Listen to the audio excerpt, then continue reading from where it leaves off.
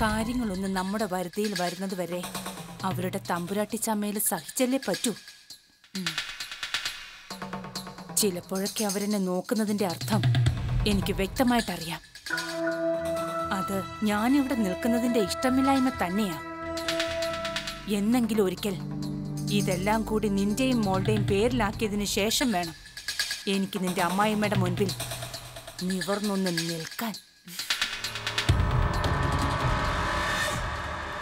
ഒരുപാട് വൈകില്ല മമ്മി. അവസരം നമ്മുടെ മുൻപിൽ വരും. എൻ്റെ അമ്മ ഈ വീട്ടിലെ മഹാറാണിയും കൊട്ടാരമുറ്റത്തെ പാർവതി അമ്മയുടെ ദാസിയുമാവുന്ന കാലം വരും. അമ്മേ, അമ്പലത്തിൽ നിന്ന് വേറൊരിടത്തും പോവാൻ എന്നെ നിർബന്ധിക്കരുത്. എനിക്ക് ക്ലാസ് ഉണ്ട്. അതെ, മോള് പൊയ്ക്കോ, ക്ലാസ് നടന്നോട്ടെ. പക്ഷേ പരീക്ഷ ഇവിടെയാ. മനസ്സിലായില്ല മോളു. അമ്മയും അമ്മമ്മയും കൂടി ഒരു തീരുമാനം എടുത്തിരിക്കുക. നിന്റെ അച്ഛമ്മ നിത്യേന അമ്പലത്തിൽ പോകുന്നത് എന്തിനാ? പേരക്കുട്ടി തിരിച്ചു വരണമെന്ന് പ്രാർത്ഥിക്കാം. ഇനി എന്നും നീയും അങ്ങ് കൂടെ പോണം. അച്ഛമ്മയുടെ കാര്യങ്ങൾ നോക്കി കൂടെ നടന്ന് സ്നേഹിച്ചും ഒന്ന് പയറ്റു നോക്കുന്നീ. ഞാനോ? എനിക്കൊന്നും വയ്യ.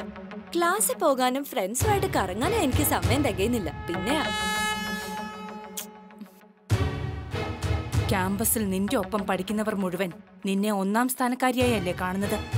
അത് നിന്റെ ബുദ്ധിയുടെ പേരിലാണോ അതോ ഈ സൗന്ദര്യത്തിന്റെ പേരിലാണോ? അല്ല, നീ സമ്പന്നയായതിന്റെ പേരിൽ, ഈ കൊട്ടാരമുറ്റത്തിന്റെ അവകാശിയായതിന്റെ പേരിൽ. അതെ മോളെ, ഈ ലോകത്ത് എല്ലാ കാര്യങ്ങളും തീരുമാനിക്കുന്നത് പണമാണ്. നിന്റെ അച്ഛന് പോലും ഒരു തീരുമാനം എടുക്കാൻ സ്വാതന്ത്ര്യം കൊടുക്കാതെ എല്ലാം കൈയടക്കി വെച്ചിരിക്കുന്ന കൊട്ടാരമുറ്റത്തെ പാർവതി അമ്മയുടെ സകല സ്വത്തുക്കളും നിന്റെ പേരിൽ വരണം. അതുവരെ നായവേഷം കെട്ടി കുരയ്ക്കാൻ നമുക്ക്. അത് കഴിഞ്ഞ് സിംഹത്തെ പോലെ ഗർജിക്കാൻ വേണ്ടി.